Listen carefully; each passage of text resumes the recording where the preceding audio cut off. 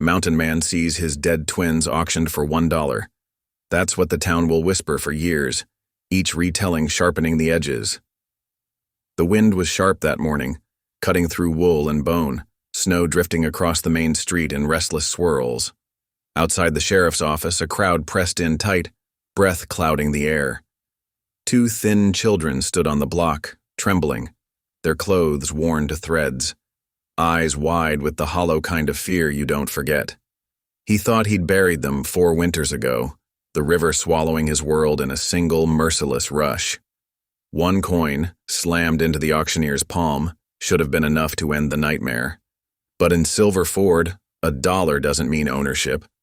Power does. And the man who sold them isn't about to let them go without a fight. Behind shuttered windows and half-empty pews, folks know more than they'll say. The truth runs deeper than anyone admits, where those children have been, whose hands they've passed through and what they've been made to do. The church bell will ring soon. When it does, the snow will not be the only thing in the air. Guns will be drawn. Alliances will break. And every soul will have to choose a side. Every story brings us a little closer together. Before we dive in, drop a comment with where you're tuning in from. It's a joy to see how far this family of listeners reaches. The winter wind whistled through Silver Ford's empty streets as Caleb Brogan guided his pack mule down from the snow-covered heights. His breath frosted in the morning air, mixing with the mule's steamy snorts. The leather of his saddle creaked with each careful step down the icy path. "Easy there, Belle," he murmured to the mule, patting her neck as they picked their way past the shuttered general store. His shopping list was simple enough: flour for bread, oil for his cabin's lamps, and nails to patch the loose boards on his barn roof. Quick errands that would let him return to his solitary life up in the hills before the next storm rolled in. The harsh clang of the town bell cut through his thoughts. Caleb frowned, checking the position of the sun. It wasn't noon yet. Something else had stirred the town to ringing.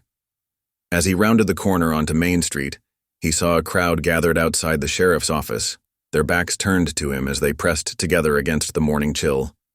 A rough voice carried over the murmuring crowd. "Next up for bidding, 2 healthy young workers, brother and sister. Starting price at $20 for the pair." Caleb's hands tightened on Belle's lead rope. Child auctions weren't uncommon in these parts, orphans and strays being contracted out as laborers to local farms and businesses. But something in that auctioneer's callous tone made his jaw clench. He secured Belle to the hitching post and worked his way through the crowd. The auctioneer, a barrel-chested man in a worn suit, stood on the sheriff's office steps. Beside him huddled 2 small figures, thin as saplings in their threadbare clothes. "Look at 'em, folks. Boy's strong enough for farm work. Girl can help in the kitchen. Both trained up already." The auctioneer grabbed the boy's shoulder, making him stumble forward. The child's face lifted and Caleb's heart stopped dead in his chest. That stubborn chin, the same one he saw in his shaving mirror every morning. And those eyes. His wife, Sarah's eyes, dark as creek water under storm clouds. The boy stared straight ahead, shoulders rigid with forced courage. "Sam," Caleb whispered, the name torn from his throat like a prayer. The girl clung to her brother's sleeve, and when she glanced toward the crowd, Caleb felt the ground tilt beneath his boots. Green-flecked eyes, his eyes, met his own, wide with a desperate hope he hadn't seen since that terrible day 4 years ago. Susanna. His children. His twins. The ones the flood had stolen. The ones he'd searched for until exhaustion dropped him from the saddle. The ones whose small graves stood empty on the hillside behind his cabin. Alive. Here. Being sold like cattle on the courthouse steps. $25, called a voice from the crowd. 30, shouted another. The auctioneer grinned, revealing tobacco-stained teeth. Now we're moving. Who'll give me 35? Caleb's hands shook as he pushed forward. The twins were thinner than he remembered, their faces sharper, childhood softness carved away by hardship. Sam's boots were split at the toes, stuffed with paper against the cold. Susanna's dress hung in patches, her dark hair tangled and unwashed. But they were alive. His children were alive. $35. A rancher near the front raised his hand. 40, countered a woman in a shopkeeper's apron. Caleb's throat closed around the words he needed to speak. 4 years of grief had left him unused to raising his voice, unused to drawing attention. But his children stood trembling in the cold, being bartered away to strangers. The auctioneer raised his arm. $40 going once. $100. Caleb's voice cracked like a whip across the crowd. Heads turned, surprised murmurs rippling through the gathered townspeople. Susanna's eyes found him again, and this time they stayed fixed on his face. Her small hand tightened on Sam's sleeve as she whispered something to her brother. Sam's head snapped around, his gaze drilling into Caleb with desperate intensity.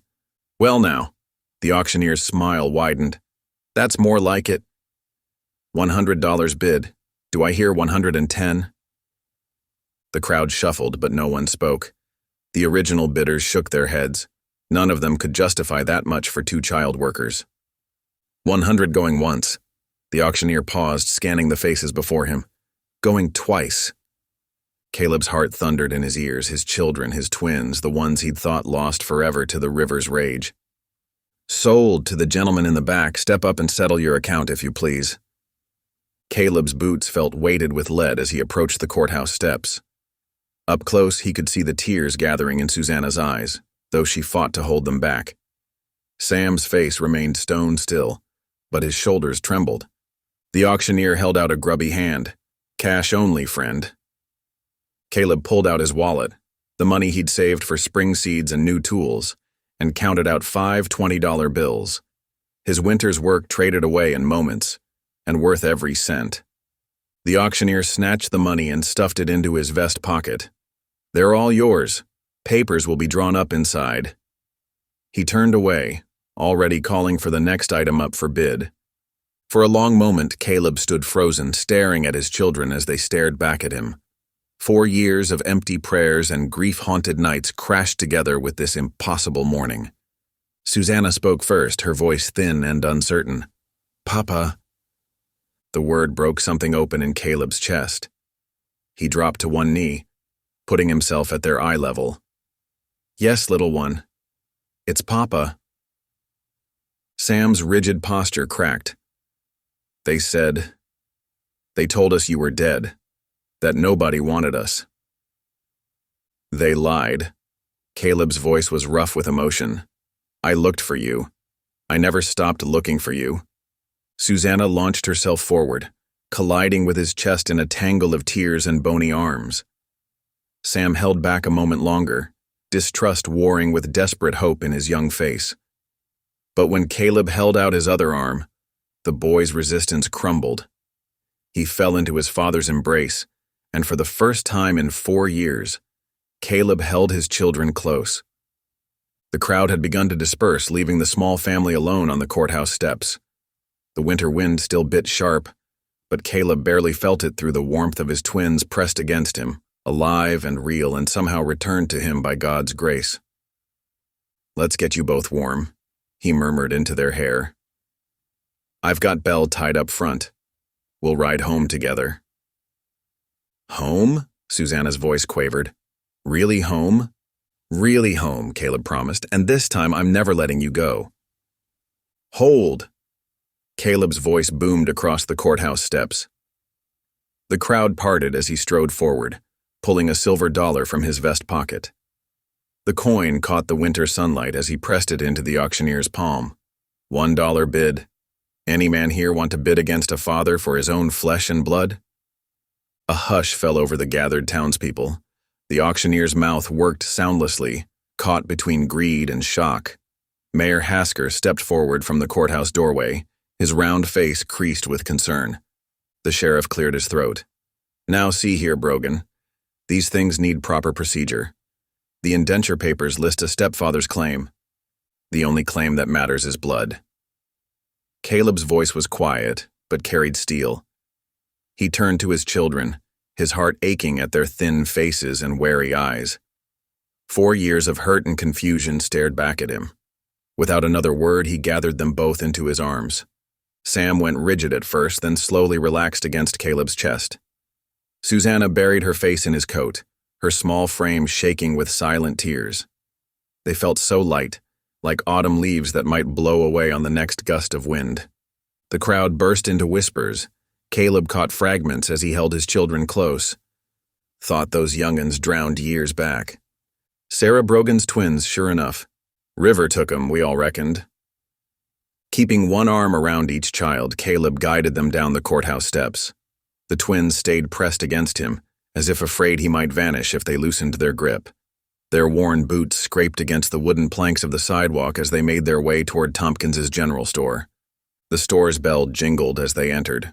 Warm air wrapped around them, heavy with the smell of coffee beans and leather. Old Man Tompkins looked up from his ledger, his eyebrows rising at the sight of Caleb with the two children. "Need 2 warm coats," Caleb said. "And boots. Mittens, too." While Tompkins gathered the items, Caleb knelt before the twins. "What happened after the river? Where have you been all this time?" Sam's jaw clenched tight. Susanna stared at the floor, twisting her threadbare skirt in her fingers. The silence between them felt as vast as the years they'd lost. "It's all right," Caleb said softly. "You don't have to tell me yet. We've got time now." Tompkins returned with an armload of winter gear. Caleb helped the twins into thick wool coats, making sure the buttons were secure. He replaced their paper-stuffed boots with sturdy new ones and wrapped their cold fingers in warm mittens. The store's bell rang again. Mayor Hasker stepped inside, stamping snow from his boots. His usual politician's smile was nowhere to be seen. "Brogan, we need to discuss this situation." The mayor's voice was low, meant for Caleb's ears alone. "Rancher Coulter's going to contest this purchase. He paid good money for those indenture papers." Caleb straightened slowly, positioning himself between the mayor and his children. "Any man who'd buy children ain't fit to raise them." "That's not for you to decide." Hasker glanced at the twins. "There are legal considerations, proper channels." "They're my children." Caleb's words fell like stones. "I'll get proof if that's what's needed. But they're leaving with me today." The mayor's face hardened. "You're making this harder than it needs to be, Brogan. Coulter has friends in high places. Judge Wilson won't look kindly on—" "Much obliged for your concern, Mayor."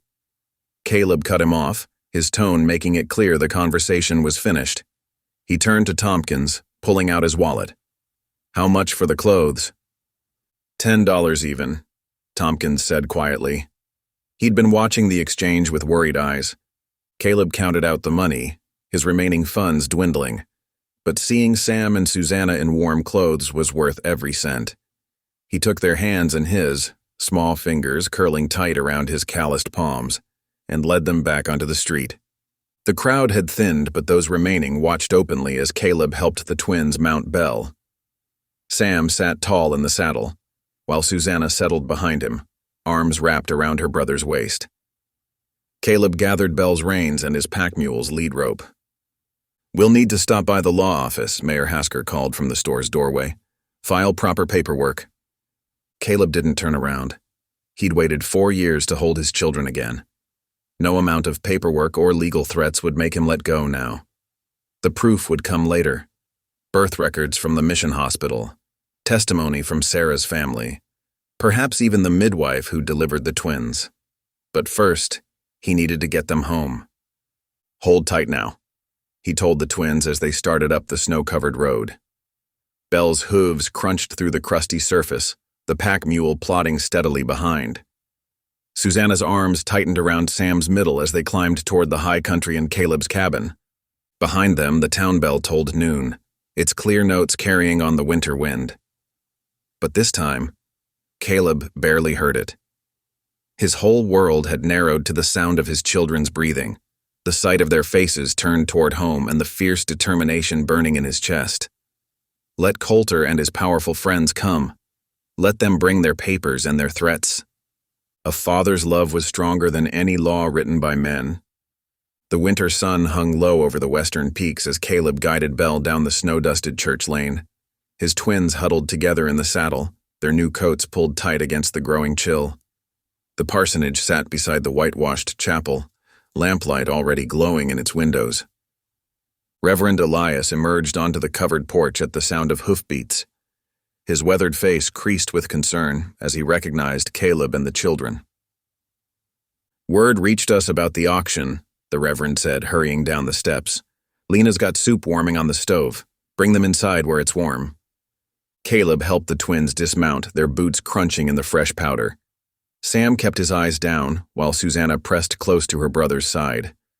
The Reverend's wife appeared in the doorway, her dark eyes taking in the scene. "Come, little ones," Lena said softly, holding out her hands. "You must be cold and hungry." The twins hesitated, looking to Caleb. He nodded encouragement. "It's all right. Reverend Elias and Lena are good folk." While the Reverend helped Caleb stable Belle and the pack mule, Lena ushered the children into the parsonage's warm kitchen. By the time the men stepped inside, she had wrapped Sam and Susanna in colorful quilts and set them near the crackling wood stove. A kettle steamed on the iron top, filling the room with the scent of pine needle tea. "There now," Lena murmured, ladling rich beef soup into bowls. "Eat slowly. Your stomachs need to remember good food." The twins ate carefully, back straight despite their exhaustion.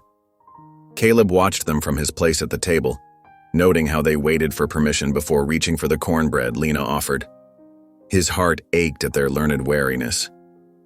"Tell us what happened, brother," Reverend Elias said quietly, settling into his chair. "Last we knew, you believed them lost in the flood." Caleb's hands tightened around his coffee cup. 4 years ago this spring, Sarah took the twins to visit her sister downriver. The Arkansas rose sudden-like after 3 days of rain. Found Sarah's shawl caught on a snag, but his voice roughened.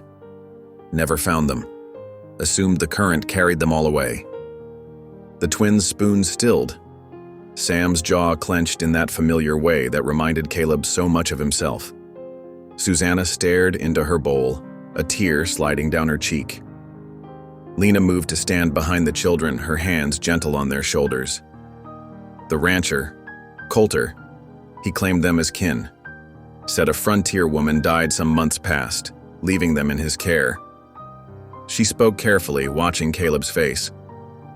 Many believed his story, or chose not to question it.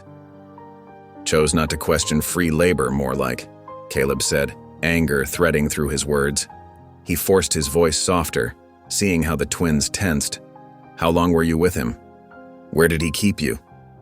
But Sam and Susanna remained silent, exchanging quick glances that spoke volumes in their shared language of survival. Outside, the wind picked up, driving snow against the windows in white sheets. "The storm's worsening," Reverend Elias observed. "You'll stay here tonight. The children need proper rest in proper beds." Caleb started to protest, but Lena cut him off. "The Reverend is right. They are safe here, and you need rest too, if you're to face what's coming." She was right.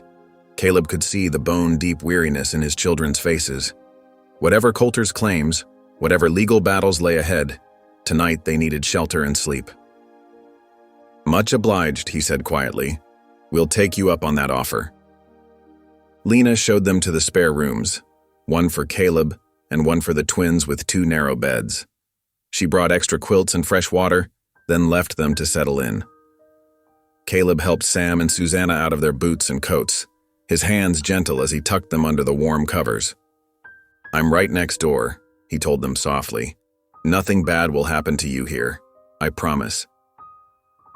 Susanna's small hand caught his as he turned to leave. "Papa?" Her voice was barely a whisper, the first word she'd spoken since the auction.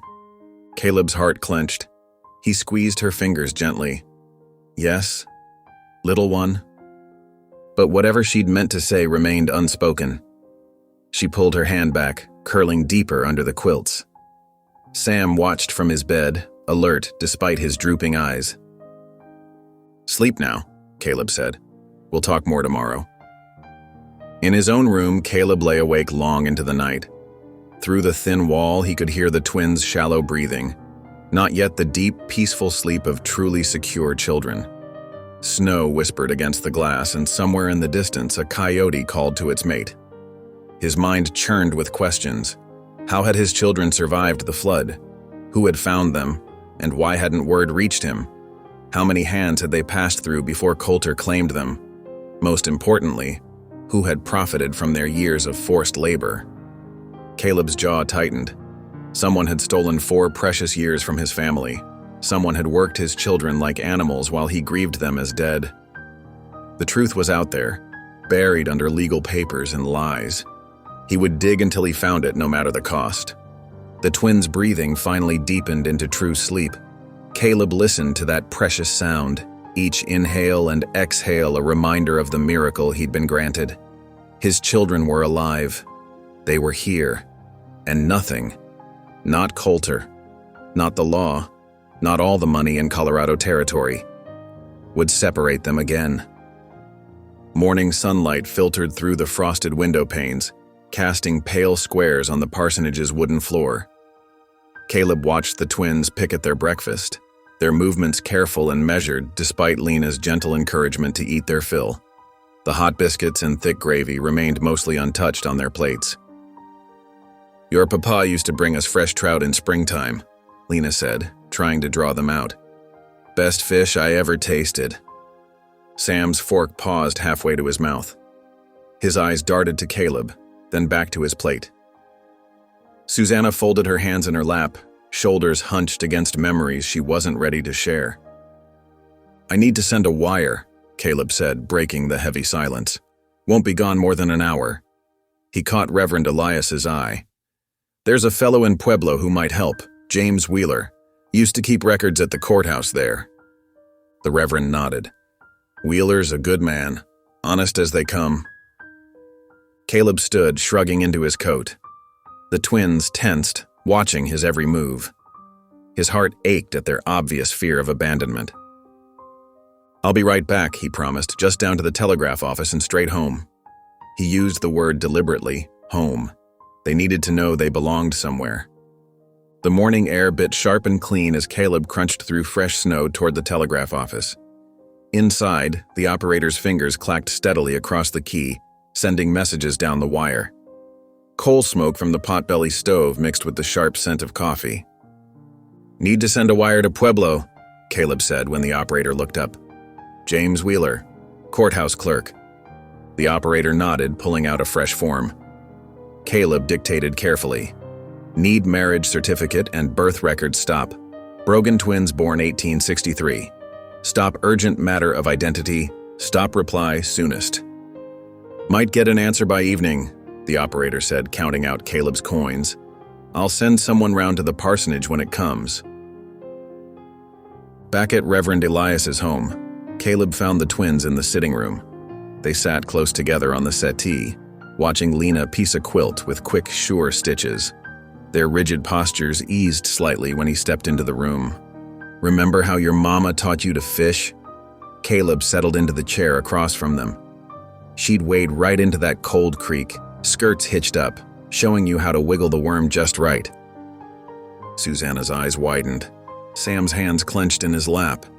"And that time we caught the big catfish?" Caleb continued softly. "Must have weighed 15 pounds. Your mama laughed so hard when it nearly pulled Sam right into the water." A ghost of a smile touched Susanna's lips. She reached for Caleb's hand, her small fingers cold against his palm. Though she didn't speak, her grip tightened when he squeezed back. "Your mama had the prettiest laugh," he said. "Like music on a summer evening. Used to sing while she worked. Old hymns mostly. Amazing Grace was her favorite." Reverend Elias appeared in the doorway, his expression thoughtful. "Caleb, might I have a word?"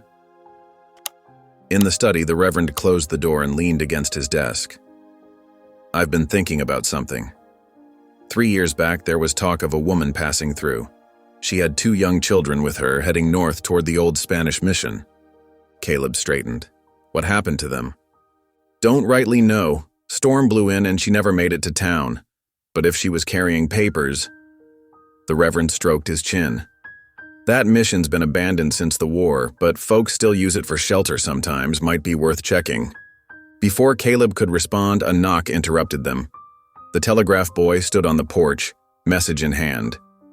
Caleb unfolded the paper with trembling fingers. Records possibly at Mission Santa Maria. Stop 20 miles north. Stop woman with children sought shelter there.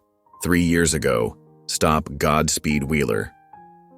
Providence, Reverend Elias murmured, reading over Caleb's shoulder. The very place I was thinking of. Caleb stared at the wire, hope rising in his chest.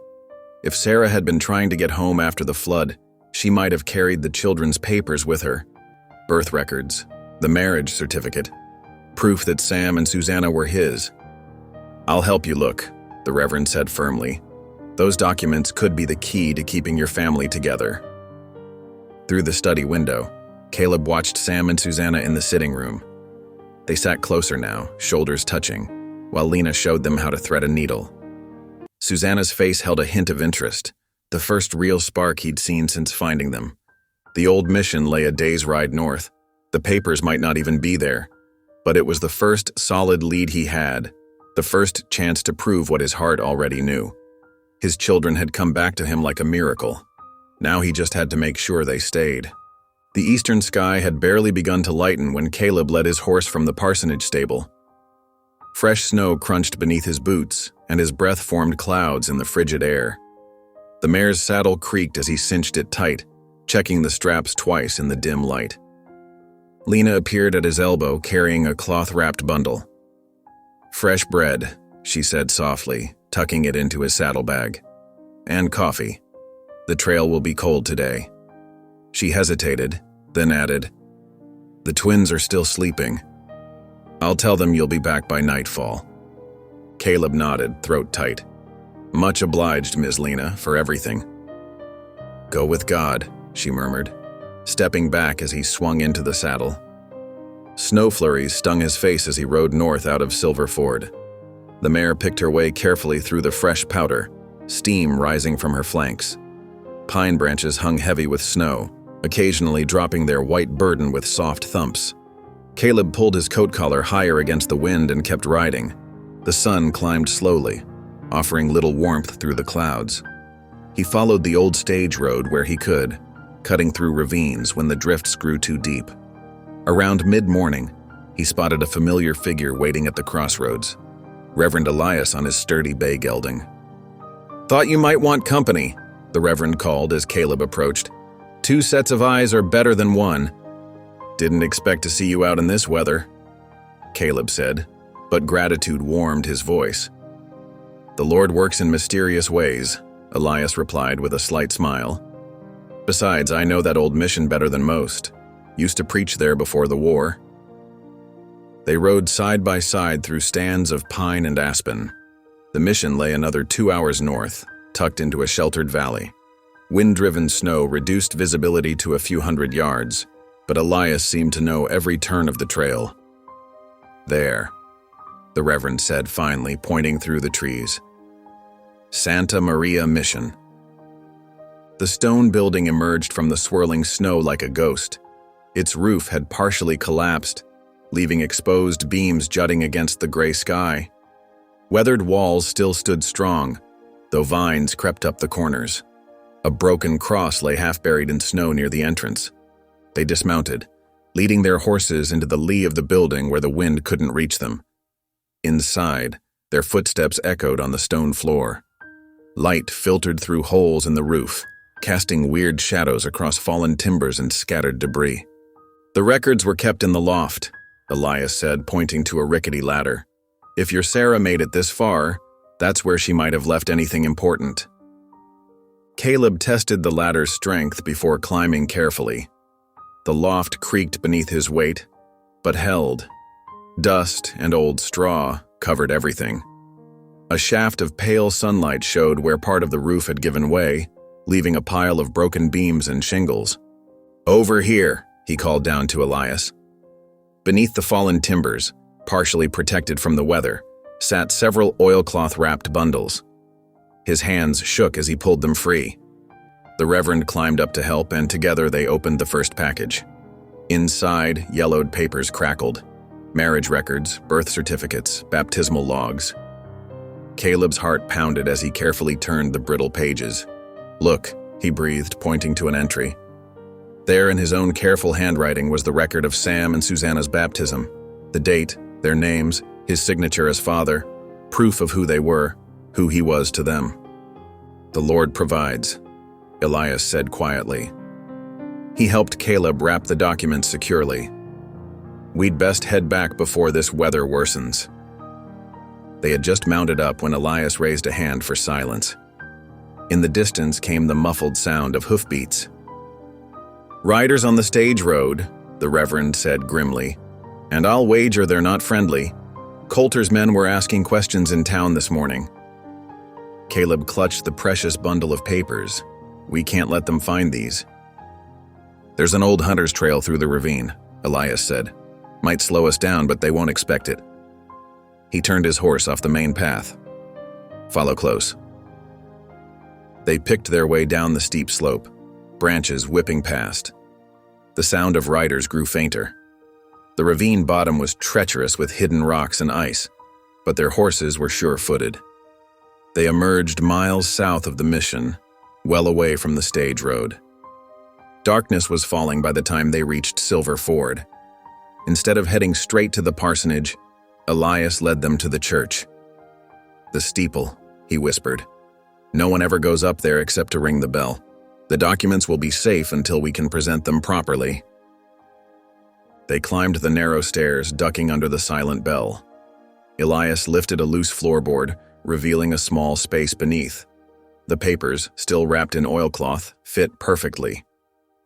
He replaced the board with care. "There," the Reverend said with satisfaction. "Now let's get you back to those children of yours. I expect they're worried sick." Caleb's chest tightened at the thought of Sam and Susanna waiting. But now he had proof, real proof, that they belonged to him. No one could take them away again. The parsonage windows glowed warm against the gathering night. Inside, Lena had hot coffee waiting, and the twins sat close to the fire. Their faces lifted when Caleb entered, showing the first real trust he'd seen since finding them. "You came back?" Susanna whispered so softly he almost missed it. "Course I did," Caleb said gently. "I'll always come back for you. That's what fathers do." Morning sunlight streamed through Silver Ford's dusty windows, catching motes of frost in its golden rays.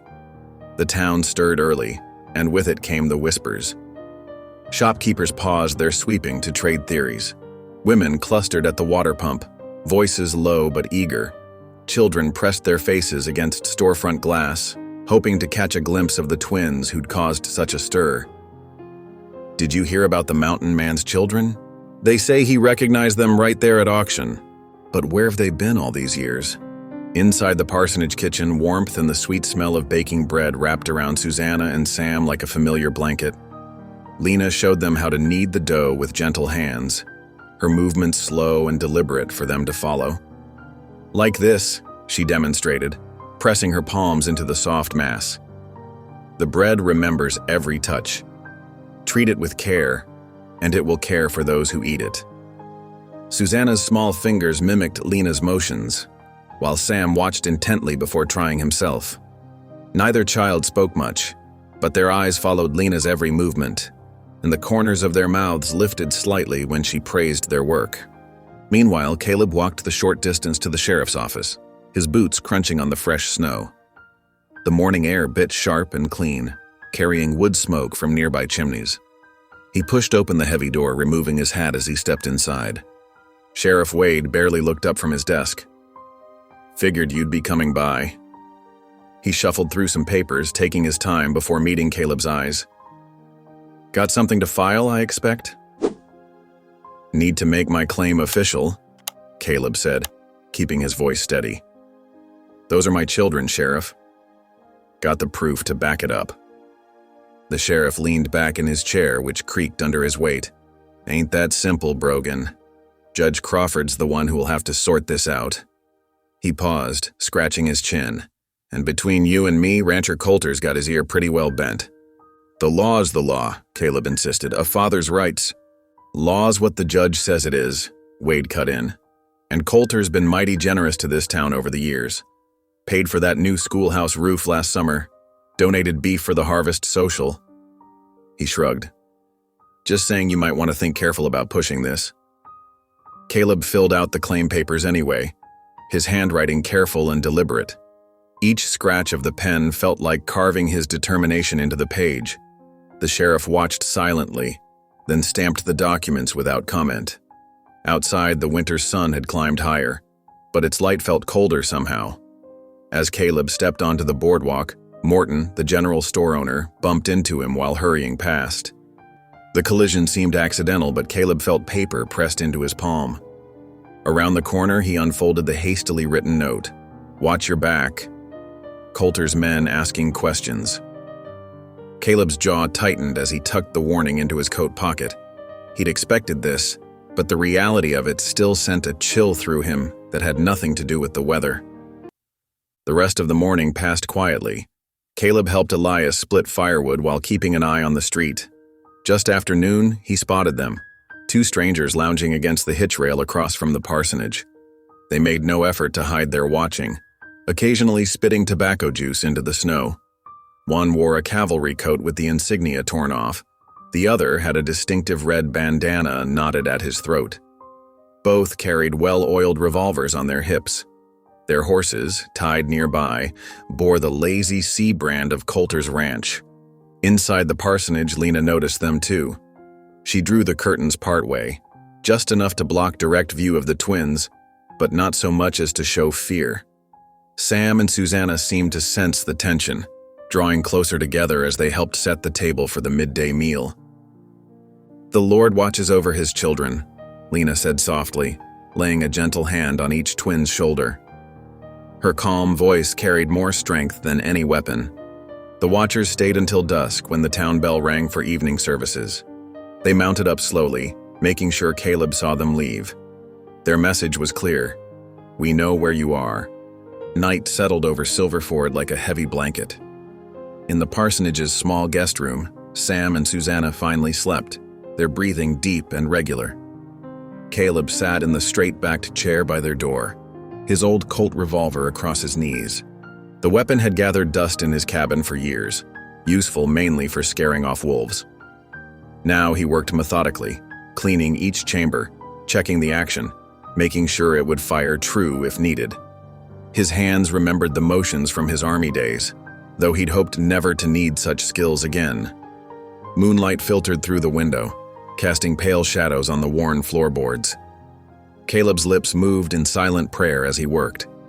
Not for himself, he'd faced worse odds before, but for wisdom to protect his children, for strength to stand his ground without bringing violence to Elias and Lena's peaceful home. "Lord," he whispered, barely audible above the soft clicking of the gun's cylinder, "I ain't asking for an easy path. Just show me how to walk this one, right?" The twins stirred slightly in their sleep. Susanna murmured something that might have been "Papa," though Caleb couldn't be sure.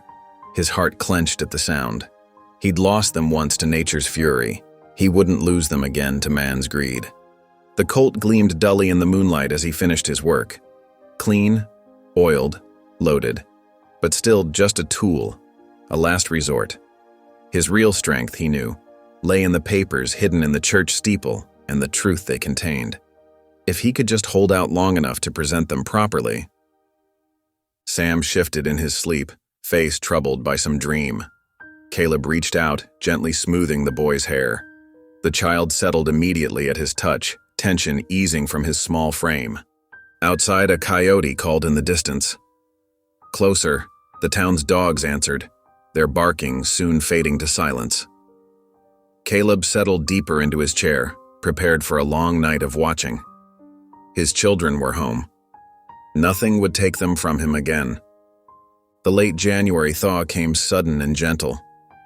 2 days of weak sunshine softened the packed snow on Silverford streets into brown slush. Icicles dripped steadily from the eaves, their crystalline drops marking time like nature's metronome.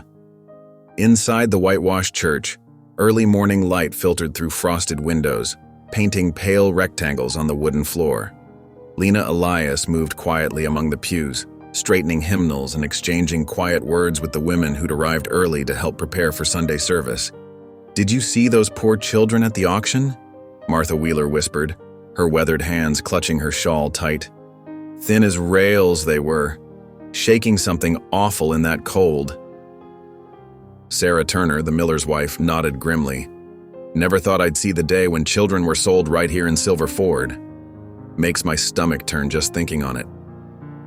Lena listened, her dark eyes thoughtful as she arranged winter-dried flowers in a clay vase. Perhaps, she suggested softly, the judge should hear these things. A community's conscience can speak louder than any law book. The women exchanged knowing looks.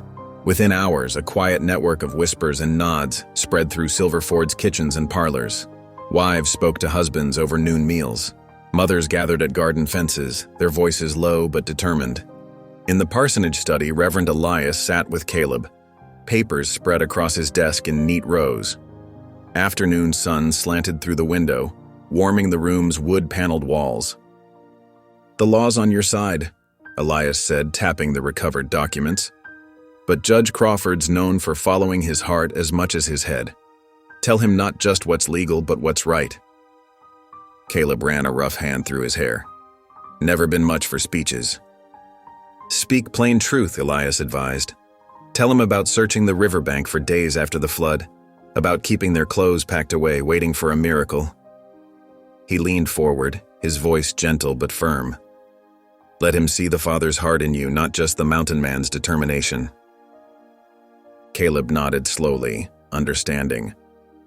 Outside, children's voices drifted up from the creek bank where Sam and Susanna played under Lena's watchful eye. The sound tugged at something deep in his chest. As evening approached, the sky turned pearl gray with approaching dusk. Caleb stood from the study chair, his joints stiff from sitting. "Reckon I'll take the twins for a walk before supper if you don't mind." "Good idea," Elias smiled. "The creek path's peaceful this time of day." The narrow trail behind the parsonage wound between snow-dusted cedars and bare-branched cottonwoods. The creek itself ran dark and quiet beneath a thin skin of ice, its summer song muted to a whisper. Caleb walked slowly, matching his pace to the children's shorter strides. Sam and Susanna moved like cautious deer, alert to every sound. Their new boots, bought from Morton's store, left small prints in the remaining snow. Neither child spoke, but they stayed close to Caleb's side, their breaths making tiny clouds in the cold air. A red-tailed hawk circled overhead, its cry echoing off the valley walls. Susanna pointed upward, her face showing a flash of wonder. Sam watched the bird too, unconsciously pressing closer to his father's leg. Caleb stopped at a fallen log, brushing snow from its surface. "Might rest here a spell," he suggested quietly. The twins settled beside him, their shoulders touching his arms on either side. The creek murmured its endless song. Somewhere downstream, a beaver slapped its tail against the water. The sound made Sam lift his head, interest flickering in his eyes. "Used to be a whole family of them down there," Caleb said softly. "You two would watch them for hours back when—" His voice caught slightly. "Back before." The silence stretched, comfortable as an old quilt. Then Sam stirred, his words barely louder than the creek's whisper. "You came for us." Caleb's heart clenched. He had to swallow hard before answering. "Always." That single word held 4 years of grief, of searching, of prayers sent into the darkness. It held the shock of recognition in the town square, the fierce protectiveness that had risen in him like a storm. Most of all, it held a promise, one he intended to keep until his dying breath. Susanna's small hand found his, her fingers icy despite her mittens. He squeezed gently, feeling her squeeze back. On his other side, Sam leaned closer, some of the wariness leaving his thin shoulders. They sat together as the light faded, watching their breath mix with the evening mist rising from the creek. No more words were needed. The quiet understanding between them grew stronger with each shared heartbeat. When the first stars began pricking through the winter sky, Caleb stood slowly. "Best head back before Ms. Lena worries." The twins rose with him, staying close as they walked the darkening path. Lamplight spilled from the parsonage windows, warm and welcoming. The smell of baking cornbread drifted out to meet them. Inside, Lena stirred a pot of bean soup while Elias set the table, their movements speaking of years of comfortable routine. "Just in time," Lena smiled, ladling soup into heavy ceramic bowls. "Wash up now, all of you." Over supper, Caleb noticed small changes in the twins. Sam took seconds without being urged, some of the haunted look leaving his eyes. Susanna helped clear the dishes, offering Lena a tiny smile when praised. Later, as Caleb tucked them into bed, Susanna spoke for the first time since the auction. "Papa?" Her voice was rusty from disuse. "Will they make us go away again?" Caleb knelt beside the bed, his heart breaking at the fear in her question. "No, little one. No one's taking you anywhere." He smoothed her dark hair back from her forehead. "That's a promise." Sam watched from his own bed, eyes serious in the lamplight. Caleb met his son's gaze steadily. "Both of you are home now, and I aim to keep you safe." The children fell asleep holding hands across the gap between their beds, their faces peaceful in ways they hadn't been before. Caleb watched them for a long moment before quietly closing the door. Downstairs, Lena sat mending by the fire while Elias read from his Bible. They looked up as Caleb entered, understanding in their eyes. "The women of the town are with you," Lena said, setting aside her sewing. "They've seen too many children separated from family. They won't stand silent for it happening again." Elias closed his Bible carefully. "And the men will listen to their wives whether they admit it or not. Silverford has a conscience, Caleb. Sometimes it just needs reminding." Caleb sank into a chair, feeling the day's emotional weight settle over him. The fire crackled softly, throwing dancing shadows on the walls. Outside, an owl called once, then fell silent. "Thank you," he said simply. "Both of you, for everything." Lena smiled, the firelight catching the silver threads in her dark hair. "Family helps family. That's the way of things." Caleb nodded, understanding she meant more than just blood ties. Sometimes family was found in unexpected places, built of shared meals and quiet support, of children's laughter and evening prayers. The hearing would come soon enough. But tonight, watching the fire's warm dance, Caleb felt something he hadn't known in 4 long years. Hope, as steady and strong as a mountain stream, carrying him toward whatever tomorrow might bring. Dawn painted Silverford streets in watercolor shades of pink and gold. Caleb walked purposefully between the weathered storefronts, his boots crunching on patches of lingering snow. The town was just stirring to life, shutters opening, smoke rising from chimneys, horses nickering in their stables. His first stop was the blacksmith shop. The rhythmic ring of hammer on anvil guided him to where Joseph Miller shaped red-hot iron, his powerful arms gleaming with sweat despite the morning chill. "Morning, Joe," Caleb called over the metallic din. The blacksmith looked up, setting his hammer aside. "Caleb Brogan, heard those young ones at the parsonage are yours by rights. That's why I'm here." Caleb stepped closer, the forge's heat welcome against the cold. "Need folks who will speak true at the hearing. You remember my Sarah, before the flood?" Joseph nodded slowly, his weathered face thoughtful. "Course I do. She'd bring the twins by sometimes watching me shoe horses. Sweet little things. The girl had your eyes, clear as day." He wiped his hands on his leather apron. "Reckon I'd be proud to tell the judge what I remember." "Much obliged," Caleb said quietly. The morning continued in similar fashion. Dr. William Hayes, retired from the Army Hospital at Fort Lyon, recalled treating Sam for a fever years ago. "Those green-flecked eyes run strong in your line," he said, pulling out his old patient ledger. "Noted it right here. Identical to father's. Medical observation could prove useful in court." By midday, Caleb found himself at the old schoolhouse where Miss Adelaide Porter still taught. Her face brightened with recognition when he mentioned the twins. "Susanna had quite a gift for numbers," she said, rifling through a drawer of old class records. "And Sam, he drew the most wonderful pictures of horses. I kept one, actually." She produced a yellowed paper with a child's careful sketch. "See? He signed it here, Samuel Brogan." Caleb's throat tightened as he held the drawing. His son's name in wobbly letters brought back memories of teaching him to write, Sarah watching proudly from her rocking chair. The afternoon sun was westering when he returned to the parsonage. Inside, Lena had transformed the kitchen table into a makeshift office, mission papers sorted into neat piles. "Any luck?" she asked, looking up from her work. "3 solid witnesses," Caleb answered, hanging his coat. "All remember the twins from before." Lena nodded approvingly. "Good. We've been organizing the documents by date." She gestured to the papers.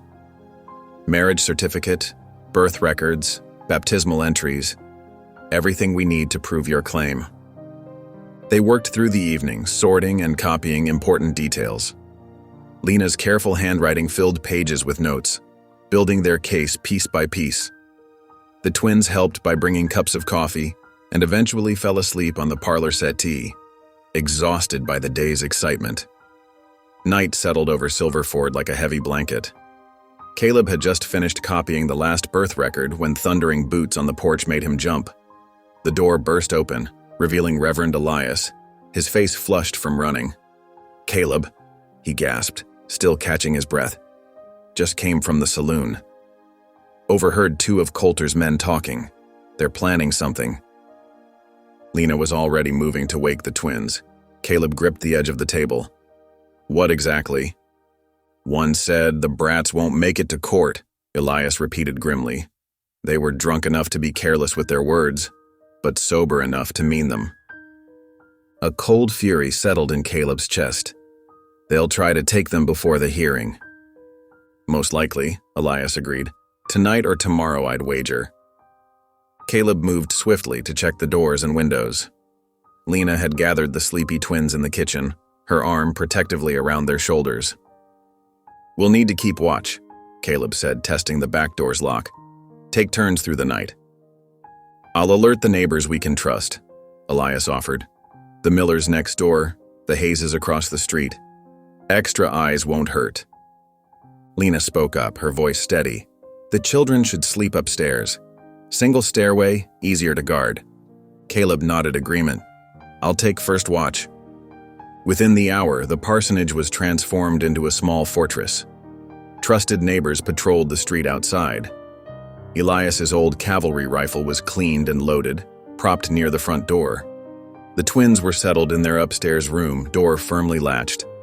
Caleb positioned the wooden rocker near their door, his father's Colt close at hand. The house creaked and settled around him as the night deepened. Every sound drew his attention. Branches scratching windows, mice in the walls, distant coyotes calling to the moon. Midnight came and went. Lena brought him coffee, her soft moccasins silent on the floorboards. "Try to rest," she whispered. "I'll wake you if anything moves." But Caleb couldn't sleep. His mind raced with memories of the flood, of searching endlessly along muddy riverbanks. He'd lost them once to nature's fury. He wouldn't lose them again to human cruelty. Through the window, he watched the moon track across the sky. Occasionally, lantern light bobbed past as neighbors made their rounds. The town bell tolled 2 o'clock, then 3. Near dawn, boots crunched on frozen ground behind the house. Caleb tensed, hand moving to his holster. But it was only Dr. Hayes, coming to report all quiet on his street. The eastern sky was just beginning to lighten when small feet padded across the hallway. Sam stood in his nightshirt, eyes heavy with sleep. "Papa?" he whispered. "Right here, son," Caleb answered softly. "Everything's safe." Sam nodded, then surprised him by climbing into his lap, just as he used to years ago. Caleb's arms went around him automatically, holding him close. "Scared," Sam admitted against his shirt. "I know." Caleb rested his chin on the boy's dark head. "But I've got you now, both of you, and I aim to keep it that way." They sat together as pink dawn light crept through the windows. Eventually, Sam's breathing deepened into sleep. Caleb held him, memorizing the weight of him, the trust in his surrender. Susanna appeared in the doorway, trailing her quilt. Without a word, she curled up at Caleb's feet, her head resting against his knee. He touched her hair gently, marveling at how quickly they'd begun to lean on him again like saplings turning toward the sun. The house stirred to life around them.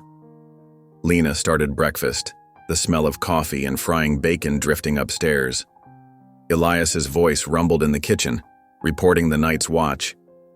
But Caleb stayed in his rocker, guarding his sleeping children as the new day dawned. One more day until the hearing. One more night to keep them safe. He'd move heaven and earth if he had to, but they would make it to that courtroom. And then, God willing, they'd all go home together, up to his cabin in the high country where the air was clean and the stars burned bright and no man's greed could touch them. Outside, Silver Ford awakened to another winter morning, but inside the parsonage, wrapped in the warmth of restored family, Caleb kept his vigil, steady as the mountains themselves. Morning dawned crisp and clear over Silver Ford, frost glazing the window panes like delicate lace. Caleb watched the twins finish their breakfast, noting how their worn boots barely held together. Sam's left sole had completely separated at the toe, and Susanna's were pinching something fierce. "Reckon we ought to get you both proper footwear before the hearing," he said, counting out coins from his leather purse. "Can't have you appearing before the judge in those broken-down things." The twins' eyes lit up at the prospect of new boots. Even after a week in his care, such simple kindnesses still seemed to surprise them. It pained Caleb to think how long they'd gone without. "Mind if we come along?" Lena asked, clearing away the breakfast dishes. "I need to fetch more coffee beans anyway." Reverend Elias looked up from his Bible study. "Best I stay here and organize our documents for tomorrow. Keep them safe and ready." The morning air bit sharp as they walked down Main Street toward Thornton's general store. Sam and Susanna stayed close to Caleb's sides, their breaths making little clouds in the cold. Inside the store, warmth from the potbelly stove wrapped around them like a blanket. "Well, if it ain't the Brogan family," Mr. Thornton called out cheerfully. "What can I do for you folks today?" "Need boots for these two," Caleb said, guiding the twins forward. "Best you've got in their size."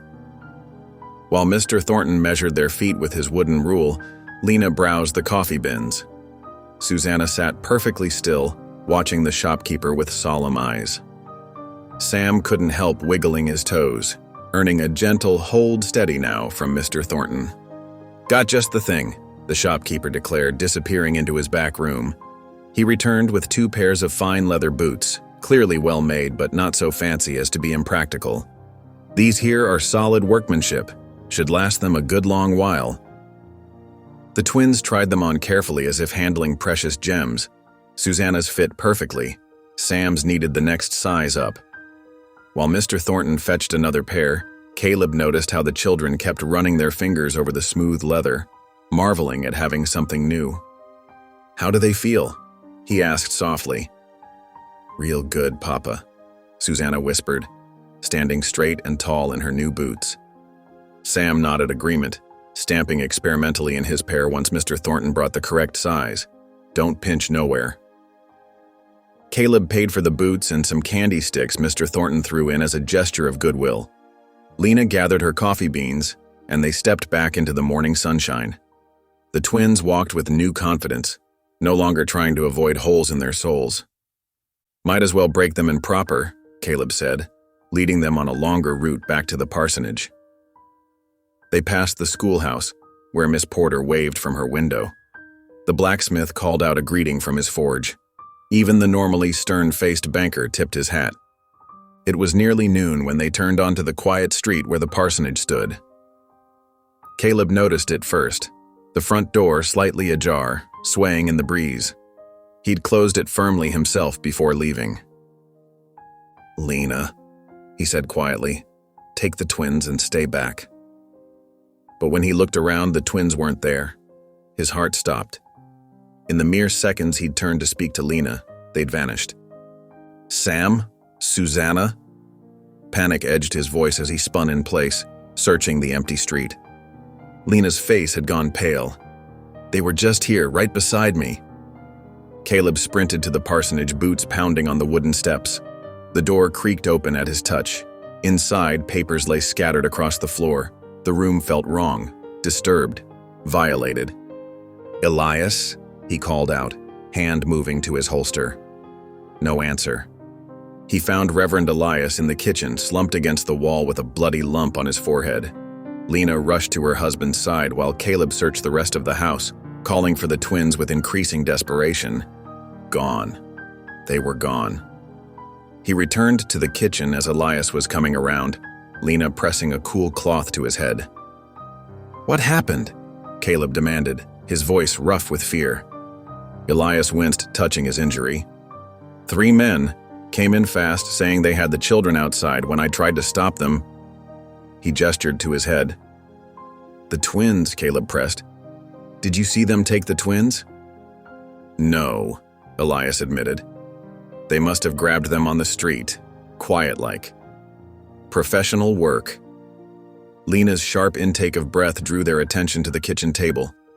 A piece of paper lay there, held down by a heavy brass button, the kind worn on a rancher's coat. Caleb's hands shook as he read the crude message. "Sign over your mountain claim by sundown. Leave it at the old Miller barn. You'll get the brats back once the paper's good. Try anything funny, you'll never see them again." The paper crumpled in his fist. Rage and terror warred in his chest, making it hard to breathe. His children, just returned to him, stolen again. His mind filled with horrible images of them scared, crying for him. "I'll kill him," he growled, starting for the door. "I'll tear Coulter's ranch apart with my bare hands." "Caleb, wait!" Elias struggled to his feet, steadied by Lena. "That's exactly what they expect. Rushing in alone is suicide. And worse, it could get the children hurt." "I can't just sit here," Caleb's voice cracked with anguish. "No," Elias agreed. "But we need help. Need to be smart about this." He turned to Lena. "Your cousin Running Fox? He's still camped near Mesa Creek?" Lena nodded. 3 days' ride, but he's the best tracker I know." 2 days if the rider pushes hard," Elias said. He crossed to the window and whistled sharply. Young Tommy Hayes, who often helped at the church, came running from next door. "Yes, Reverend. Tommy, I need you to ride to Mesa Creek. Fast as you safely can." Elias quickly wrote a note while Lena gathered provisions. "Find a man called Running Fox. Give him this note and these tokens." He added one of Lena's beaded bracelets to the bundle. "Tell him it's urgent." Tommy's chest swelled with importance. "Yes, sir. I'll take Papa's best horse." While Lena gave the boy directions, Elias gripped Caleb's shoulder. "I know waiting is torture, but Running Fox can track a fish through water. We need his skills to find where they're really holding the twins, because I guarantee it won't be at Coulter's main ranch." Caleb's jaw clenched so hard it hurt. Every fiber of his being screamed to act now, to ride out and tear the countryside apart until he found his children. But Elias was right. Going in blind would only put Sam and Susanna in more danger. "How do we know they won't hurt them anyway?" he asked hoarsely. "Coulter's greedy, not stupid," Elias replied. "The twins are his leverage, he won't harm his bargaining chips." He paused. "But we need to move carefully, one wrong step." Caleb sank into a kitchen chair, head in his hands. The twins' new boots still sat by the door, a cruel reminder of the morning's joy shattered. He could almost hear Susanna's soft voice. "Real good, Papa," and Sam's experimental stamping. "I promise to protect them," he whispered. Lena returned from seeing Tommy off. "And you will," she said firmly. "But first we plan, we prepare." She began gathering supplies, bandages, water, ammunition. "Running Fox will come. He can read sign others can't even see, and he owes me a blood debt." Elias nodded. "Until then, we watch Coulter's men, track their movements, learn their patterns." He touched his head wound gingerly. "They think they've crippled us with this attack. Let them think it. Let them get confident and careless." Caleb's hands slowly unclenched. The rage still burned in his chest, but he forced it down, banked it like campfire coals. He would need that heat later, but now was the time for cold thinking. 2 days, he said quietly. 2 days to watch and wait, then we move. with or without your tracker. Agreed, Elias said. God willing, we'll have them home safe before the hearing. Lena touched the crude ransom note. They didn't count on Apache eyes helping to find them, she said grimly. Running Fox will come, and then we'll show them what happens to those who steal children. Outside, they could hear Tommy's horse galloping away, carrying hope of rescue with him. Caleb stood and walked to the window, staring north toward Mesa Creek. Somewhere out there, his children were scared and alone, wondering if he would come for them. I'm coming, he whispered. Hold on, little ones. Papa's coming.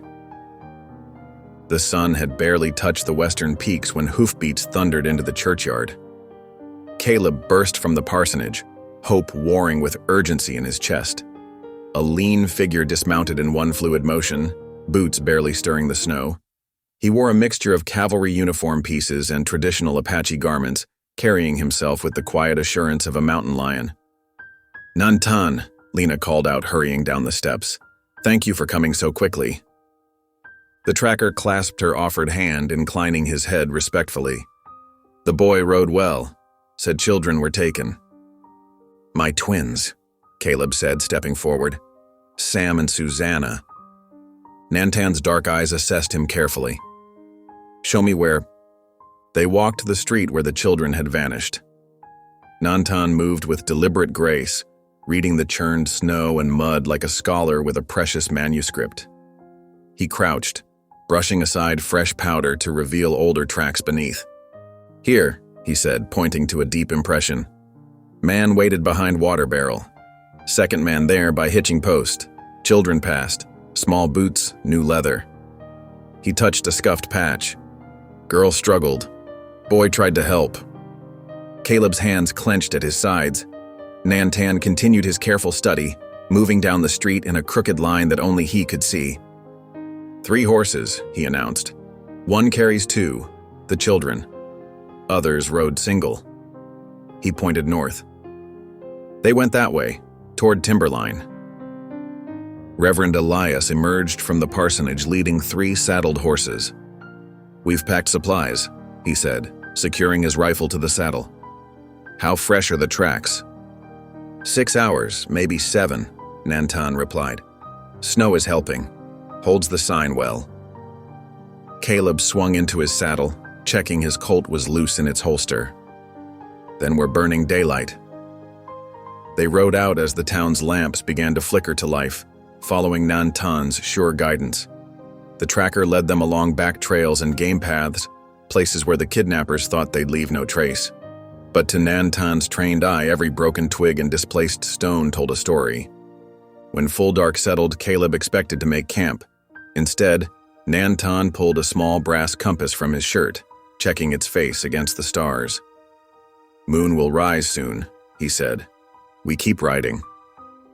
The night deepened around them as they climbed higher into the mountains. Their breath frosted in the cold air, and the horses' hooves crunched through patches of ice. They stopped briefly at a half-frozen creek to water the animals and check the trail. Nantan knelt by the water's edge, examining marks in the mud. They rested here too, not long ago. He pointed to fresh scratch marks on a boulder. Horse-pawing ground, anxious to move. The children? Caleb asked, voice tight with worry. Both walked here. Nantan indicated 2 sets of small footprints. No blood, no signs of injury. They mounted up and pressed on, following the creek's winding course up into timber country. The moon rose, painting the snow-dusted pines in silver light. Nantan rode slightly ahead, occasionally dismounting to check sign that only he could see in the darkness. Near 3 o'clock in the morning, he raised his hand for silence. Ahead, a faint orange glow filtered through the trees. Light, he whispered. Old line shack on the ridge. They dismounted, leading their horses off the trail. Elias tied them securely, while Caleb and Nantan crept forward through the underbrush. The decrepit cabin sat in a small clearing, lamplight seeping through its warped boards. Nantan touched Caleb's arm, pointing to fresh horse tracks and boot prints in the snow. Then he began a slow circle of the cabin, reading the signs of occupation. When he returned, he held up 2 fingers. 2 men inside, he murmured. Armed, I saw rifle barrels through window. Children sleep on cot near back wall. Caleb started to rise, but Nantan's iron grip held him down. Wait, the tracker cautioned. Guards are alert now. We'll change soon. Men get tired, cold. Dawn is best time. Elias joined them, crawling silently through the snow. He's right, the Reverend whispered. We've found them. Now we need patience to bring them home safe. Caleb forced himself to nod, though every fiber of his being screamed to charge in. They retreated to where they'd left the horses and made a cold camp, not daring to risk a fire. Nantan produced dried meat and hardtack from his saddlebags, sharing it around. Tell me about the cabin, Caleb said quietly, every detail. Nantan drew in the snow with a stick, sketching the layout. One door faces east, 2 windows, north and south walls. Roof sags, many holes, chimney broken halfway up. He pointed to various marks in his drawing. First man sits by door has shotgun, second man near south window rifle. Children on cot here, back corner. Any other exits? Number but back wall has gaps between boards, big enough for small hands to signal through. Elias studied the crude map. If we wait for dawn, we'll have light behind us when the door opens east. They'll be at a disadvantage. Nantan nodded. Guards will be tired then, making coffee maybe. Less careful. They settled in to wait out the remaining hours of darkness, taking turns watching the cabin. Caleb couldn't sleep, his mind full of Sam and Susanna huddled on that cot. Were they warm enough? Had their captors fed them? Did they understand he was coming for them? The eastern sky began to lighten, stars fading one by one. Nantan touched Caleb's shoulder, pointing to movement inside the cabin. One of the guards had started preparing coffee, just as predicted. Soon, the tracker whispered. Caleb checked his Colt one final time, then bowed his head in silent prayer. When he looked up, his eyes were hard as flint. Dawn was breaking, and his children were waiting. The lamp in the cabin flickered out as the first rays of sun crept over the ridge. Soon they would make their move. Soon his family would be whole again. The first rays of sunlight spilled over the ridge, painting the snow-crusted pines in shades of rose and gold. Caleb crouched behind a fallen log, watching his breath cloud in the crisp mountain air. Beside him, Nantan moved like a shadow, silent as falling snow. The tracker's dark eyes never left the weathered line shack where Caleb's children were held. Inside, lamplight dimmed as dawn crept through the cabin's warped boards. The guard by the door yawned, stretching as he added wood to the pot-bellied stove. Coffee bubbled in a battered tin pot, its aroma drifting through gaps in the walls. Nantan touched Caleb's arm, pointing to the second guard slumped against the south wall, rifle across his knees. The man's chin had dropped to his chest. Perfect timing, just as the tracker had predicted. Now, Nantan whispered, before coffee wakes them proper.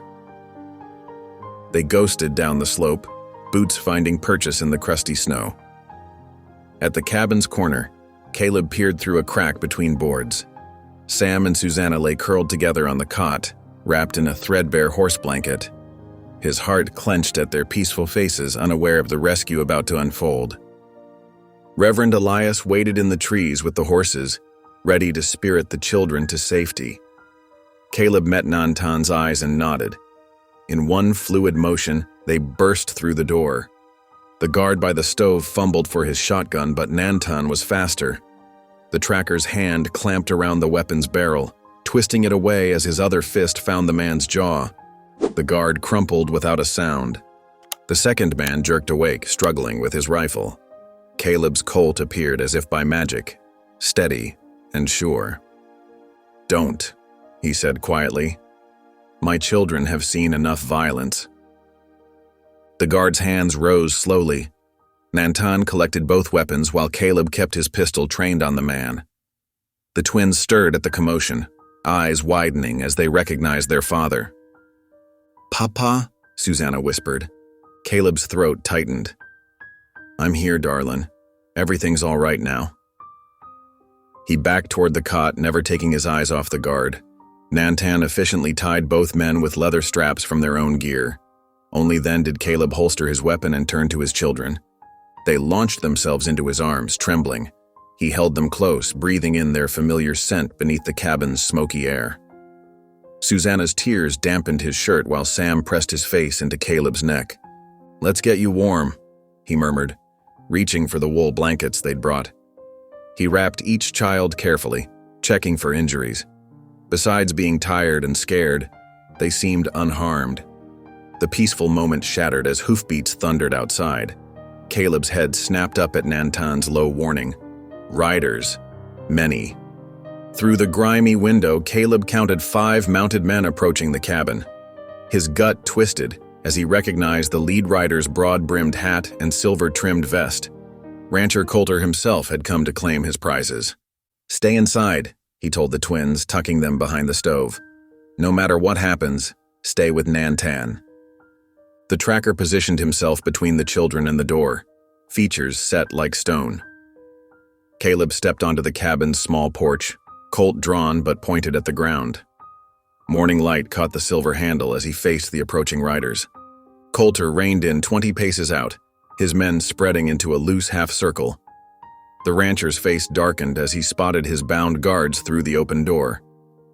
"That's my property you're meddling with, Brogan," he called. "Those children are legally bound to me by contract." "A contract built on lies," Caleb replied evenly. "They're my flesh and blood, and you knew it when you took them." Coulter's hand drifted toward his gun belt. "Law's on my side. Judge'll see it my way once we bring this matter to court." "If you're so certain of that, why send men to snatch them in the night?" The rancher's eyes narrowed. "Step aside, I'm taking what's mine." "No." Caleb's voice carried the weight of mountains. "You're not touching my children again." Tension crackled like lightning before a storm.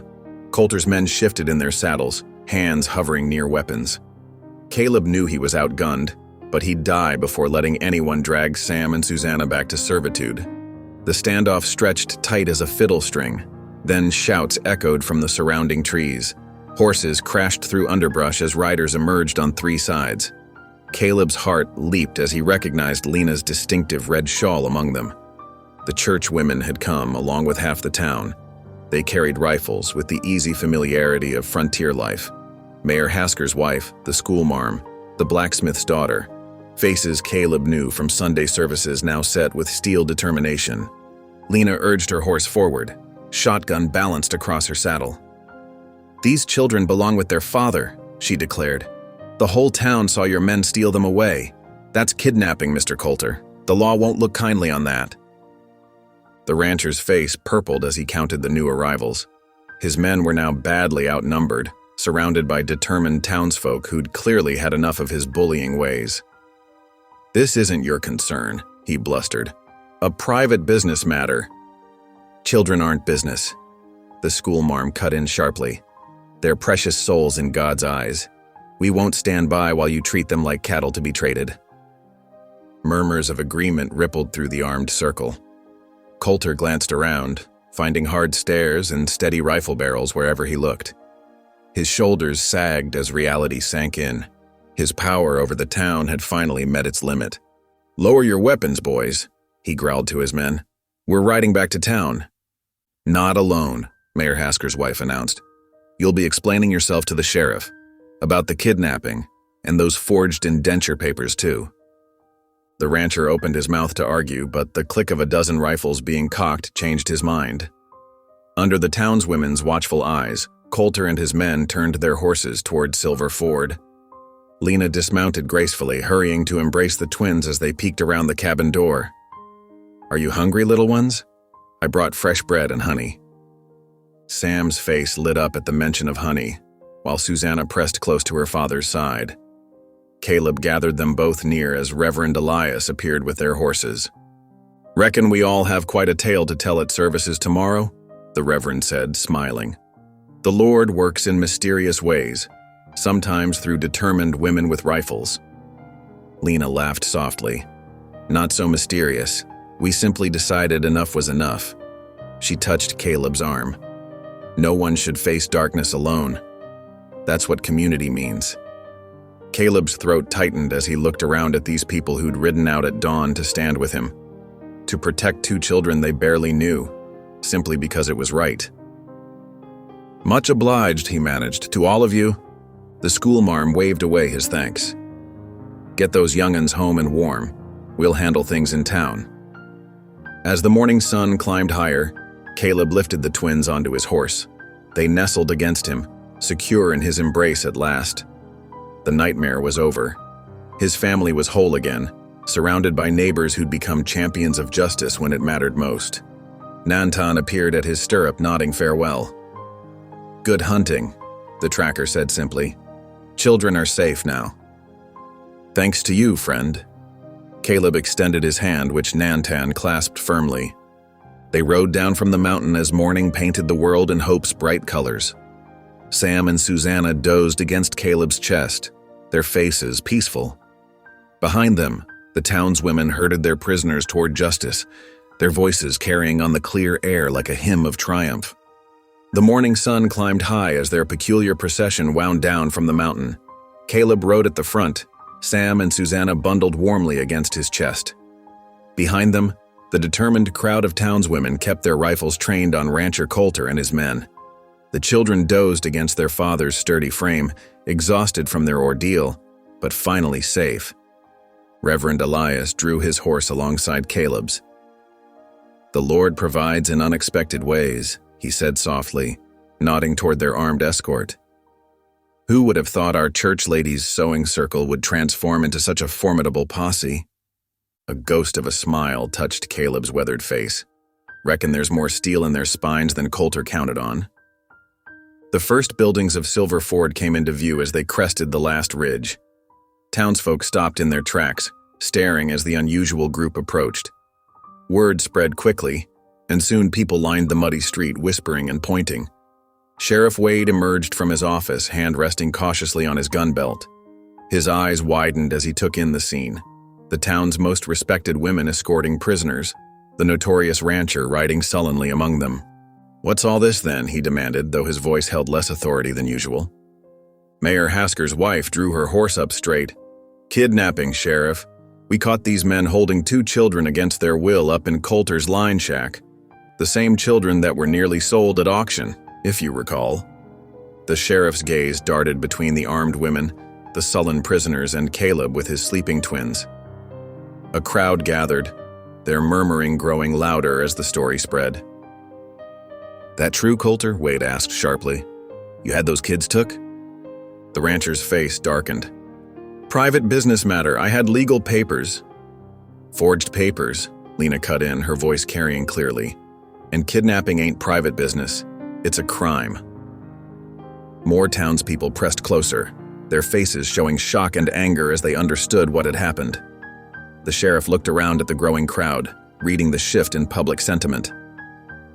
"Thompson, Roberts," he called to his deputies. "Take these men to the jail. We'll sort this out proper-like." He turned to Caleb.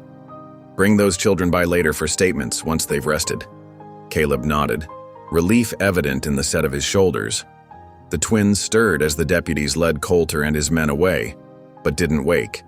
They had been through too much. Outside the Golden Nugget Saloon, a cluster of men watched the proceedings with hard eyes, their angry muttering carried on the crisp morning air. "Selling children right here in town," one spat. "Makes me sick thinking we almost let it happen." "Ain't right," another agreed. "Don't care what kind of papers that rancher claimed to have." "Should have stepped in sooner," a third man said, shaking his head. "Thank the Lord for them church ladies having more gumption than the rest of us." The saloon keeper himself stood in his doorway, arms crossed. "Won't be serving Coulter or his boys in my establishment again," he declared loudly. "Some things a man can't abide." Lena guided her horse closer to Caleb's.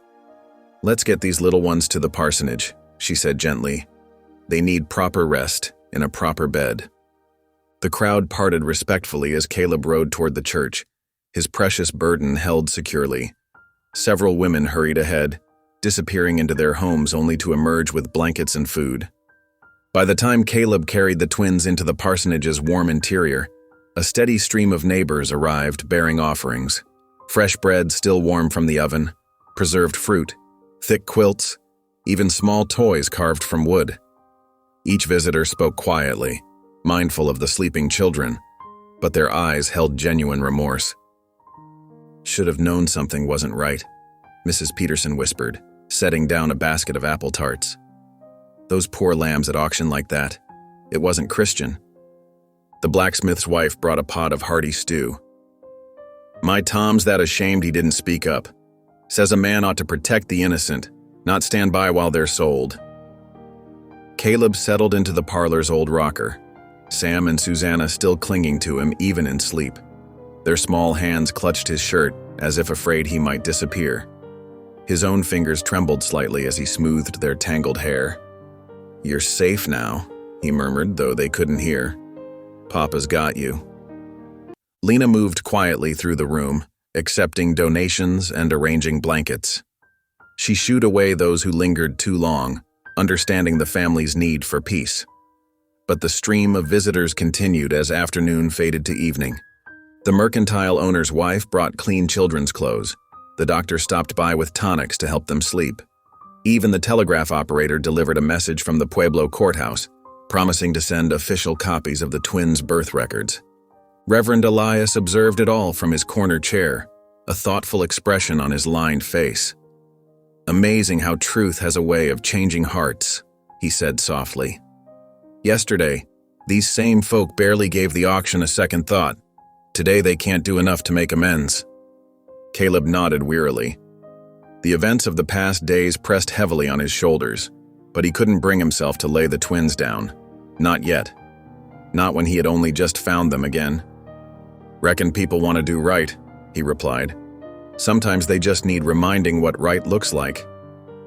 A gentle knock announced another visitor. The schoolmarm entered, carrying a worn primer book and 2 slate boards with chalk. "For when they're ready," she explained quietly. "They deserve a proper education, Mr. Brogan. I'll be honored to teach them, once things settle." Caleb's throat tightened. "Much obliged, ma'am." She smiled softly at the sleeping children. "Such precious souls. The Lord surely had his hand in bringing them back to you." As night fell over Silver Ford, the steady flow of visitors finally ceased. Lena shooed the last few ladies from the kitchen, though she accepted their offers to return tomorrow with more food and help. The parsonage settled into peaceful quiet. The twins hadn't stirred except to accept a few sips of broth Lena managed to coax between their lips. Exhaustion had claimed them completely. Reverend Elias brought Caleb a cup of coffee, strong and hot. "You should rest too, friend. It's been a long few days." But Caleb shook his head. He couldn't let go. Not yet. His arms ached from holding them, but the weight was precious beyond measure. 4 years of empty arms made these moments too valuable to surrender to sleep. Lena understood. She arranged pillows to support his back, draped a quilt over all 3 of them, and left a lamp burning low. "We'll be just down the hall if you need anything," she whispered. In the quiet darkness, Caleb studied his children's peaceful faces. The fear that had haunted their expressions since the auction was finally smoothed away by deep sleep. Sam's chin tucked against his sister's shoulder, just as they had slept as toddlers. Susanna's fingers still gripped Caleb's shirt, but her breathing came soft and even. His own eyes grew heavy, but he fought the pull of sleep. He had missed so many nights of watching over them, so many moments lost that could never be reclaimed. But they were here now, safe in his arms. The town that had nearly allowed their sale had transformed into a community of protectors, bringing gifts of food and comfort like the wise men to Bethlehem. Tomorrow would bring challenges, statements to the sheriff, legal matters to untangle, trust to rebuild. But tonight, in the warm circle of lamplight, Caleb simply held his miracles close and gave thanks. His children were home, and this time he would never let them go. Dawn painted the sky in gentle pinks and golds as Silver Ford stirred to life. The town hall's double doors stood open, letting in the crisp morning air. Inside, benches scraped across wooden floorboards as townsfolk filed in, filling every available space. The low murmur of voices echoed off the high ceiling, mixing with the creak of boots and rustle of skirts. Caleb sat straight-backed in the front row. Sam and Susanna pressed close on either side. The twins wore their new clothes, clean and pressed by Lena's careful hands. Susanna's dark hair had been neatly braided, while Sam's usually wild curls were smoothed into submission. Their small faces showed a mix of fear and hope as they watched people gather. Behind them, Reverend Elias and Lena settled onto the bench, a steady presence of support. The minister's Bible lay open on his knee, his finger marking a passage about justice and mercy. Lena's dark eyes swept the room, noting familiar faces and allies among the crowd. At precisely 9 o'clock, Judge Morrison entered through the side door. His weathered face gave nothing away as he took his seat at the heavy oak desk. The room fell silent save for the tick of the wall clock and the distant whistle of a morning train. "This hearing will come to order," the judge announced, his voice carrying to the rafters. "We're here to determine the rightful custody of the minor children, Samuel and Susanna Brogan." He peered over his spectacles at the filled benches. "Given recent events, I expect this proceeding to remain civil." The sheriff stepped forward, depositing a stack of papers on the judge's desk. "Your Honor, we have the recovered mission records, plus witness statements regarding the auction and subsequent kidnapping attempt." Rancher Coulter sat alone at the defendant's table, his usual swagger diminished by 3 days in the jail. His lawyer, a sharp-featured man from Denver, shuffled through documents with nervous energy. The judge cleared his throat. "We'll hear testimony first about the circumstances of these children being put up for auction. Sheriff Wade, please begin." The sheriff described that cold morning, his voice thick with regret, as he recounted the public sale of 2 frightened children. Several women in the audience dabbed at their eyes with handkerchiefs. "And what documentation was presented to justify this auction?" the judge asked. "Papers claiming Rancher Coulter as stepfather, Your Honor, but we've since learned those papers were falsified." More witnesses came forward. The telegraph operator testified about messages suggesting the rancher had tracked the children for months, waiting to claim them as cheap labor. The stagecoach driver recalled a woman and 2 small children passing through years ago, matching the twins' description. Mrs. Peterson stood, her usually quiet voice strong with conviction. It wasn't right, seeing those babies shivering up there like cattle for sale. When Mr. Brogan recognized them as his own flesh and blood, she shook her head. "Well, a mother knows that kind of love can't be faked." The room stirred with murmurs of agreement. Judge Morrison tapped his gavel once, restoring order. Reverend Elias approached next, carrying the rescued mission documents. "Your Honor, these records show clearly that Caleb Brogan is the children's father. Here is their birth certificate, their mother's death record after the flood, and their baptismal entry in Caleb's own hand." The judge examined each paper carefully. "And you can verify these are original documents?" "Yes, sir. Found in the old mission archives exactly where they should have been. The paper and ink age matches other records from that time." Nantan testified next, his dignified bearing commanding respect despite some townsfolk's prejudices. He described tracking the kidnapped children and finding them held at gunpoint in the line shack. "The small ones knew this man," he said, gesturing to Caleb. "Even in fear, they reached for him. A child's heart knows its true father." The judge nodded thoughtfully, then turned to Coulter. "Do you wish to make a statement in your defense?" The rancher stood, his face flushed. "I had legal claim to those children and Brogan's mountain property." "We're discussing custody, not land rights," the judge cut in sharply. "Do you deny falsifying documents or ordering the kidnapping?" Coulter's lawyer whispered urgently in his ear. The rancher's jaw worked, but he said nothing more before sitting down. "Very well." The judge removed his spectacles, polishing them slowly as he gathered his thoughts. The room held its breath. "The law exists to protect the innocent and uphold what is right," he began.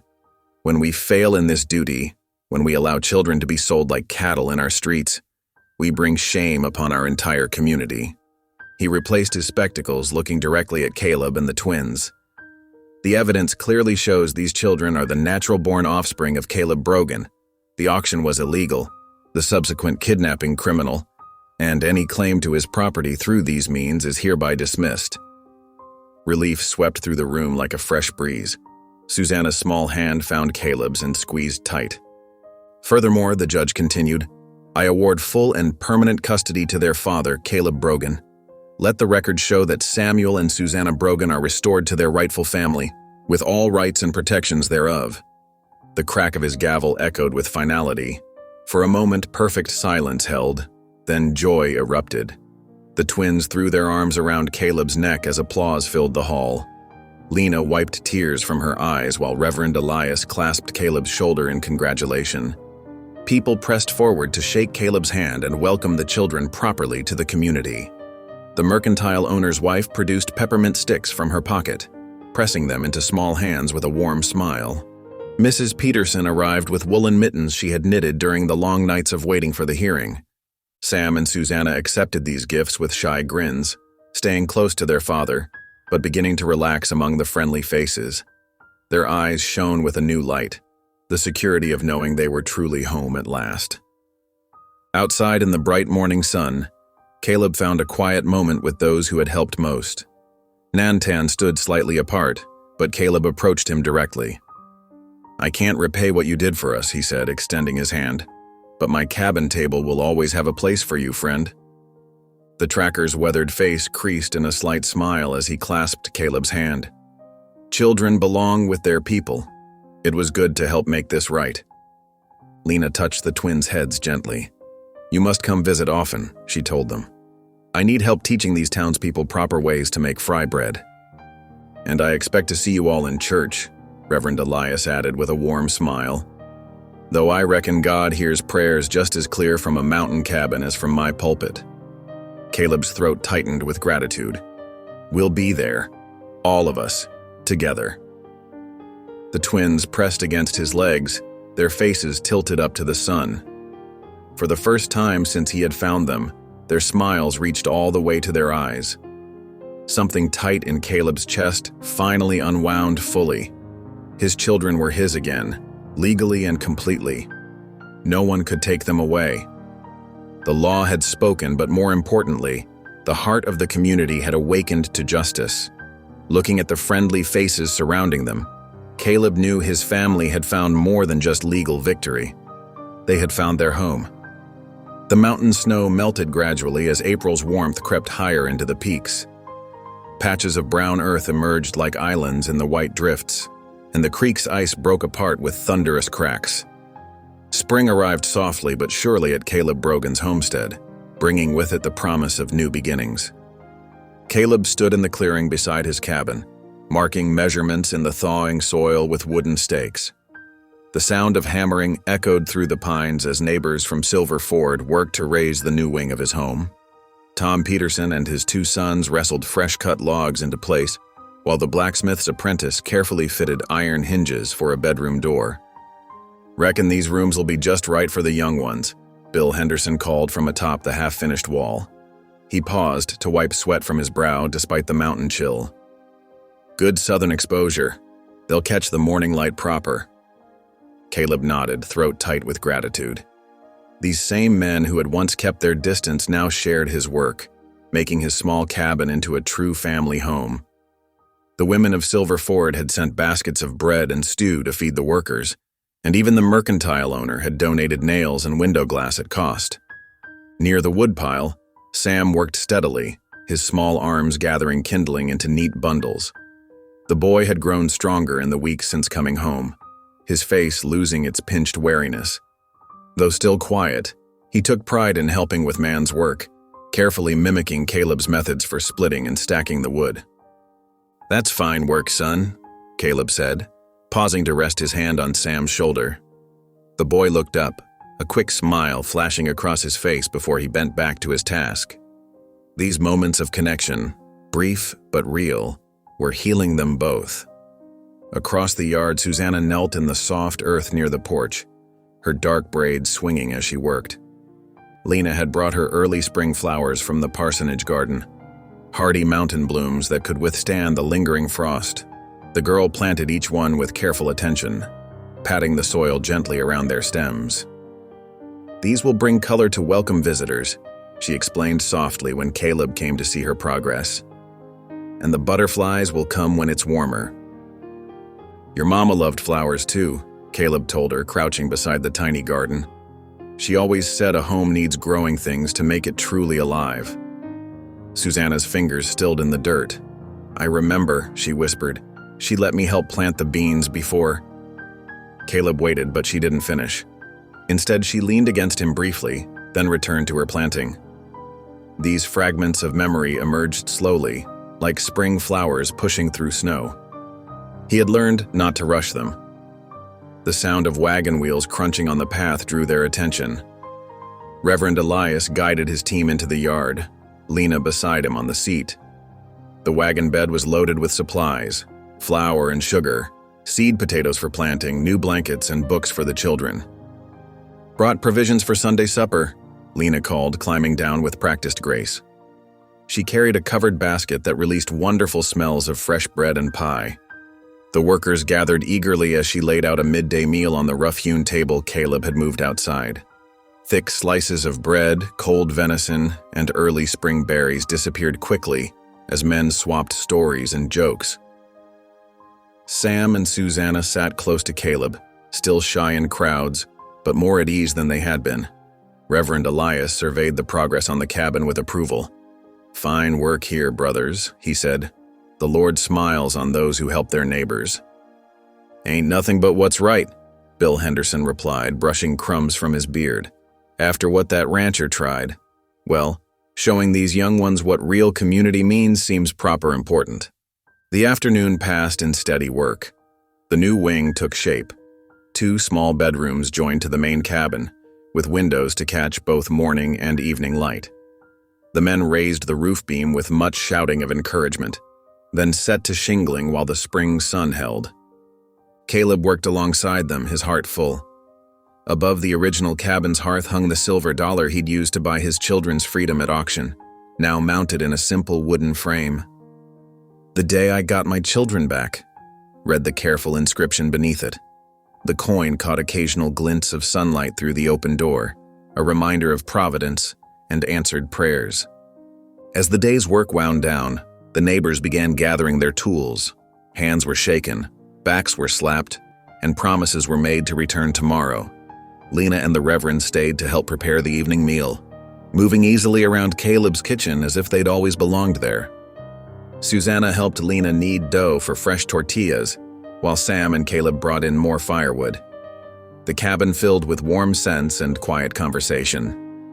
When they finally sat down to eat, Reverend Elias offered a prayer of thanksgiving that brought tears to more than one pair of eyes. "Lord, we thank you for this food, this shelter, and most especially for bringing this family back together. Bless this home and all who dwell in it. Amen." "Amen," they echoed softly. The meal was simple but satisfying. Beans, tortillas, venison stew, and berry pie. Through the windows, they could see the sunset painting the snow-touched peaks in shades of rose and gold. When the dishes were cleared, Lena brought out her guitar and taught the twins a song in Apache, their young voices tentatively following her lead. As dusk began to settle over the mountain, Caleb stepped outside onto the porch. The air held the sharp, sweet scent of pine and wood smoke. In the meadow before the cabin, Sam and Susanna chased each other through the patches of bare ground between melting snowdrifts, their laughter rising clear and free in the evening air. The sound struck him deep in his chest. How long had these mountains known only his solitary presence? How many nights had he sat alone, believing his children lost forever? Now their voices echoed off the peaks, bringing life back to this high place that had been too quiet for too long. Behind him, he heard Lena and Elias gathering their things to head back to town before full dark. Their regular visits had become a comfort to them all, building bridges between past and future, between cultures and faith traditions, between loss and healing. "You'll come to services on Sunday?" Elias asked, shrugging into his coat.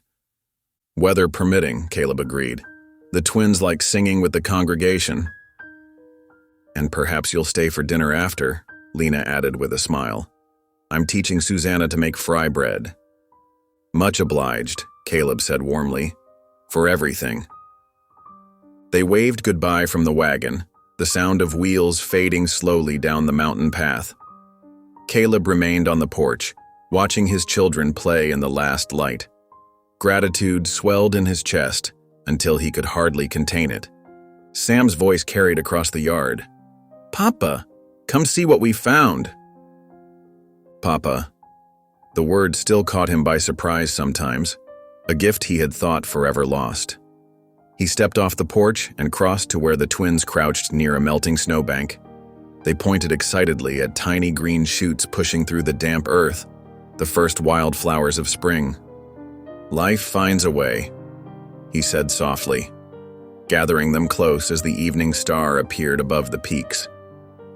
Just like love finds its way home. The mountains stood eternal around them, touched with the last gold of sunset. But they were no longer lonely sentinels guarding his solitude. They had become the walls of a greater home, reaching up to heaven like prayers of thanksgiving, echoing with the blessed sounds of family restored. If this story made you pause, reflect, or even smile, don't forget to subscribe. I post daily, and the next story might be exactly what you need to hear.